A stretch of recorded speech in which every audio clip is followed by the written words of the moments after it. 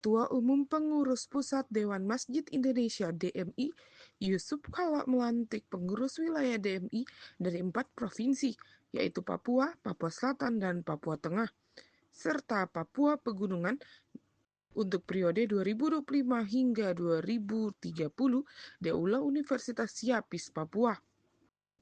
Dalam pesannya, Yusuf Kala, Ketua Umum PPDMI, menyampaikan bahwa DMI memiliki peran penting dalam memakmurkan masjid, baik sebagai tempat ibadah maupun sebagai pusat kegiatan sosial dan pendidikan. Ia menegaskan pentingnya masjid yang hidup, aktif, dan memberikan manfaat bagi seluruh umat. Masjid sebagai tempat ibadah, pertama kita harus memakmurkan. Siapa yang memakmurkan masjid? Pertama yang mendirikan, kedua yang mengurus, dan ketiga yang berjamaah. Dan Allah telah menjanjikan barang siapa yang memakmurkan masjid akan mendapat tempat yang bagus dan indah di surga. Itu ketentuan Allah. Jadi barang siapa yang mengurus masjid dan berjamaah, itu tentu menjadi bagian. Namun sebagaimana tadi disampaikan dan juga pedoman daripada DMI ialah memakmurkan dan dimakmurkan, karena masjidnya bisa besar, tapi kalau rakyat sekitarnya tidak mampu, tidak maju, tidak mampu, juga tentu kurang menjadi memakmurkan. Di tempat yang sama, Gubernur Papua Matius Fakiri menyampaikan bahwa program DMI selaras dengan arah pembangunan pemerintah Papua.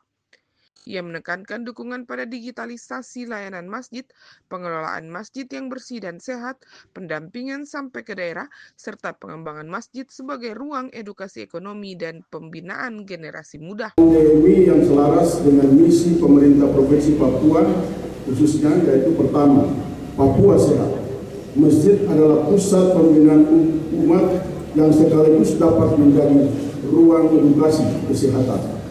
Program masjid bersih dan sehat, lingkungan hijau, serta masjid ramah jamaah yang dijalankan DMI mendukung upaya pemerintah dalam peningkatan kualitas kesehatan masyarakat. Yang kedua, Papua cerdas. Melalui aktivitas pendidikan, dakwah, pelatihan tamil, dan pembinaan generasi muda, DMI berperan penting dalam meningkatkan literasi keagamaan dan sosial masyarakat. Masjid menjadi tempat belajar, berdiskusi, dan memperluas wawasan. Yang ketiga, Papua produktif. DMI juga menjalankan program pemberdayaan ekonomi berbasis masjid, pelatihan kewirausahaan, pengembangan ekonomi sosial jamaah, dan pemanfaatan masjid sebagai ruang produktif merupakan langkah penting yang mendukung peningkatan kemandirian masyarakat. Hadirin yang saya hormati, saya memberikan apresiasi atas upaya DMI Provinsi Papua dalam melakukan konsolidasi organisasi, termasuk mendorong terbentuknya DMI Kabupaten yang belum terbentuk seperti Supioli, Warope. Upaya ini merupakan bagian dari proses pemantapan struktur organisasi agar pelayanan umat semakin merata. Selain itu, Sementara itu, Ketua Umum DMI Papua Mansur menjelaskan bahwa pihaknya akan segera melakukan konsolidasi dan penyusunan program kerja prioritas.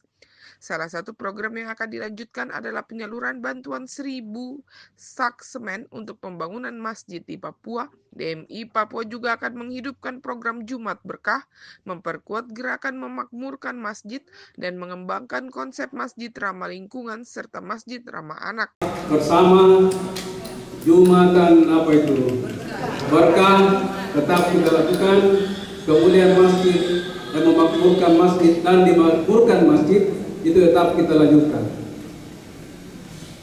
Kalau di sini bukan hanya itu, tapi masjid ramah lingkungan dan masjid ramah anak, sehingga teman-teman kita bisa menyesuaikan sesuai dengan kondisi, dan masjid itu harus diramaikan anak-anak, ramah anak-anak. Pada masjid itu kalau habis sholat ditutup masjidnya, sehingga masjid hanya ada 5 waktu hanya sholat saja. Karena itu Bapak Ibu sekalian, begitu banyak pengurus kami di DMI. Jadi ada pantun, banyak pengurus DNI, tapi jangan tidur 5 tahun ke depan.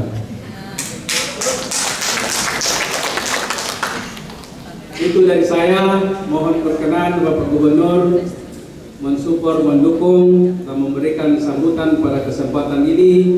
Bapak Ketua Umum mohon berkenan memberikan sambutannya dalam momentum pertemuan tokoh-tokoh khususnya umat Islam, semua ketua-ketua organisasi hari. Menutup rangkaian kegiatan, Yusuf Kala menyampaikan harapan agar DMI dapat bermitra dengan pemerintah, lintas agama, dan berbagai elemen masyarakat untuk merawat semangat Bhinneka Tunggal Ika di tanah Papua. Dari Jayapura, Papua, Yesi Riani, JTV mengabarkan.